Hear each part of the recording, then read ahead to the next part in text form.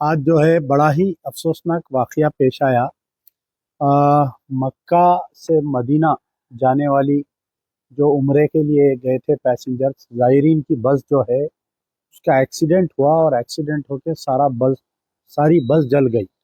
तकरीबन रात के 1:30 या 2 बज रहे थे। मुझे कोई साहब फ़ोन किए थे मदीने से कि ऐसा वाक़या पेश आया अभी, और जिसके अंदर जो है हैदराबाद के कई लोग हैं इसमें।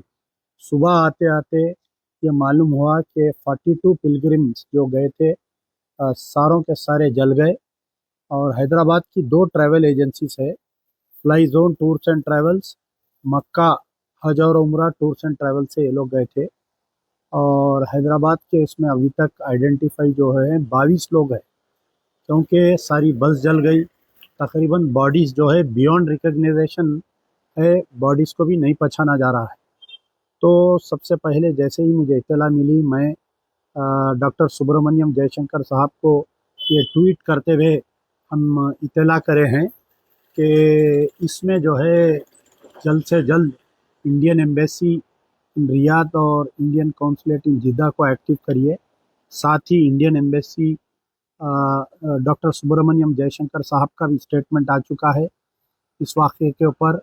और Kiran Rijiju, minister for minorities welfare government of India, Kiran Rijiju साहब का भी अभी स्टेटमेंट आया।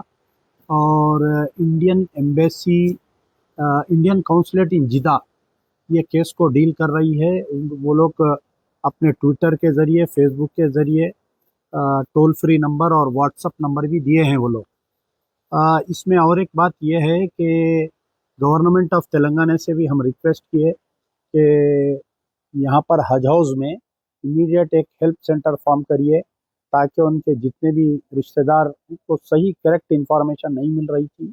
तो यहाँ पर भी हज हाउस में गवर्नमेंट ऑफ तेलंगाना की तरफ से हेल्प सेंटर कायम किया गया है, और ख़ुद मिनिस्टर फॉर माइनॉरिटीज़ वेलफेयर जनाब अजहरुद्दीन साहब वहाँ पर बैठेंगे।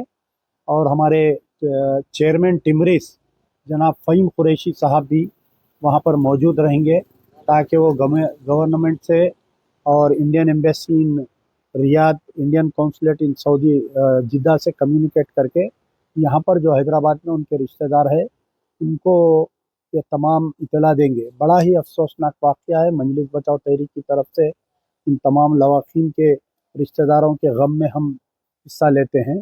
और मेरी अभी जो है अबू आसिम आज़मी साहब, जो मुंबई मानखुर्द असेंबली कॉन्स्टिट्यूंसी मुंबई के एमएलए और समाजवादी पार्टी के महाराष्ट्र के सदर है, उनके ताल्लुकात जो है जो सऊदी काउंसलेट इन मुंबई है उनसे भी बहुत अच्छे हैं।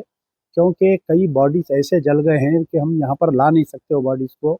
और जो उनके रिश्तेदार हैं उनकी ख्वाहिश है ये है कि भाई उस मुक़द्दस ज़मीन पर ये ऐसा वाक़या हो, वहाँ पर मरे तो वहीं ये लोग फाइनल राइट्स करवाना चाह रहे हैं और वहीं तदफीन करना चाह रहे हैं। लेकिन उनके रिश्तेदार यहाँ से इमरजेंसी में जो है सऊदी अरब जाना चाह रहे हैं। तो मैं हमारे अबू आसिम आज़मी साहब से भी गुजारिश किया हूँ कि आप जो है सऊदी काउंसिल जनरल जो मुंबई में है उनसे बातचीत करिए, ताकि जो उनके रिश्तेदार यहाँ से जाना चाह रहे हैं वो उनको इमरजेंसी वीज़ा दीजिए। तो जो लोग भी जाना चाह रहे हैं आप लोग ये करिए कि किसी भी ट्रैवल एजेंसी से आप जो है इमरजेंसी वीज़ा के लिए अप्लाई करिए और कुछ देर इंतज़ार करिए। इसके अंदर जो है Saudi council general in Mumbai उनका भी कुछ स्टेटमेंट आने वाला है। हो सकता है कोई वीडियो आएगा या अबू आसिम आज़मी साहब का भी वीडियो आएगा इसके अंदर, ताकि जो लोग यहाँ से मदीना जाकर वहाँ पर अपने लवाकिन जो मर गए हैं उनके लास्ट राइट्स में शिरकत कर सकते हैं। आगे अगर कुछ रहेगा तो मैं दोबारा आपको सोशल मीडिया के ज़रिए सबसे पहले देखिए कि जिनको भी मालूमात हासिल करना है जो हैदराबाद में हैं वो लोग जाकर जो है हज हाउस नामपल्ली पे मालूमात हासिल कर सकते हैं। या और मज़ीद मालूमात करना है तो इंडियन एम्बेसी के इंडियन काउंसिल जनरल इन जिद्दा के टोल फ्री नंबर दिया गया है, व्हाट्सअप नंबर दिया गया है, उस पर आप कॉल करके मालूम कर सकते हैं। और मज़ीद अगर कोई मालूमात हासिल करना है तो आप लोग मुझे भी फ़ोन कर सकते हैं, मुझसे भी मालूमात हासिल कर सकते हैं। मैं इन तमाम लोगों को آپ شہید کہہ سکتے ہیں کہ یہ لوگ کیونکہ احرام میں تھے اور باوضو احرام کے یہ لوگ عمرے کی نیت سے یعنی مکے میں اپنے اراکین کمپلیٹ کر کے مدینہ جا رہے تھے. یہ لوگ کئی لوگ اس میں احرام میں تھے یہ لوگ. تو میں تمام لوگوں سے ان کے تمام غم میں ہم شرکت کرتے ہیں. شکریہ. یار زندہ صحبت باقی.